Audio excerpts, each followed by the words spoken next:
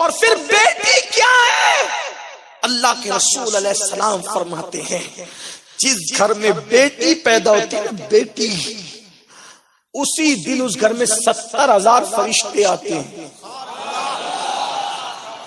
ابن حجر نے لکھا اس کو، بیٹیوں کو نفرت کی نظر سے دیکھنے والوں، بیٹیوں کو زہر کی نظر سے دیکھنے والوں، بیٹیوں کو بوجھ سمجھنے والوں، بیٹی کچھ مانگتی ہے منہ پھیر کے کہتا ہے بہت ہو گیا بس تو بہت مانگتی رہتی ہے۔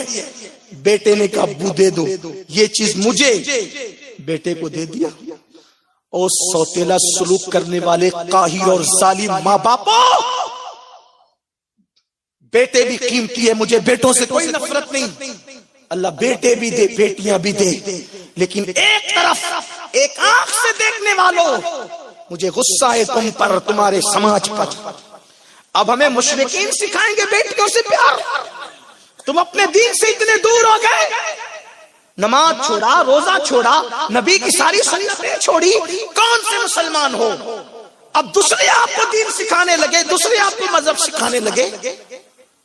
جس دن تمہارے گھر میں بیٹی پیدا ہوتی ہے بیٹی، اس دن تمہارے گھر میں 70,000 فرشتے آتے ہیں۔ یہ کوئی مولوی نہیں کہہ رہا ہے، تمہارے رسول کہہ رہے ہیں، سچے سچے نبی فرما رہے ہیں، سید الانبیاء کہہ رہے ہیں۔ اور وہ 70,000 فرشتے اس ننھی سی بیٹی کو گھیر لیتے ہیں چاروں طرف سے، اس کے سر پہ ہاتھ رکھتے۔ ابن حجر سے پڑھ رہا ہوں حدیث، امام ابن حجر لکھتے ہیں چاروں طرف سے گھیر کے اس کے سر پہ ہاتھ رکھتے ہیں۔ ہائے میرا گھر کس وقت، اس وقت کیسا رشک جنت بنتا ہے، آپ کا گھر کیسے رشک جنت بنتا ہے جب بیٹی آتی ہے گھر میں، بیٹی آتی ہے۔ آپ کہتے جلدی سے بیٹی جائے، جلدی سے بیٹی جائے، بیٹی والوں دیکھو تمہارے گھر کی کیا کرامت ہوتی ہے اس دن۔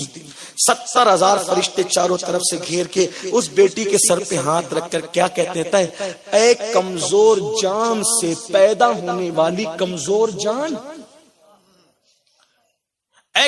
عورت کمزور جان ہے، اس سے پیدا یہی بچی ہوئی، وہ بھی کمزور جان ہے۔ اے کمزور جان سے پیدا ہونے والی کمزور جان مبارک ہو، جب تک تو اس گھر میں رہے گی ہم تیرے ساتھ اسی گھر میں رہیں گے۔ ایک بیٹی ہے 70,000 فرشتے، دو بیٹی ہے 1,40,000 فرشتے، تین بیٹیاں ہیں 2,10,000 فرشتے۔ آپ کو ضرورت ہے کسی کی تعویذ کی؟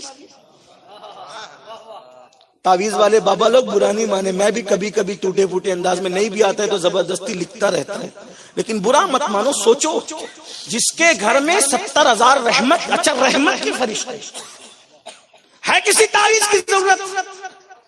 لیکن کوئی بیٹی کی قدر تو جانے۔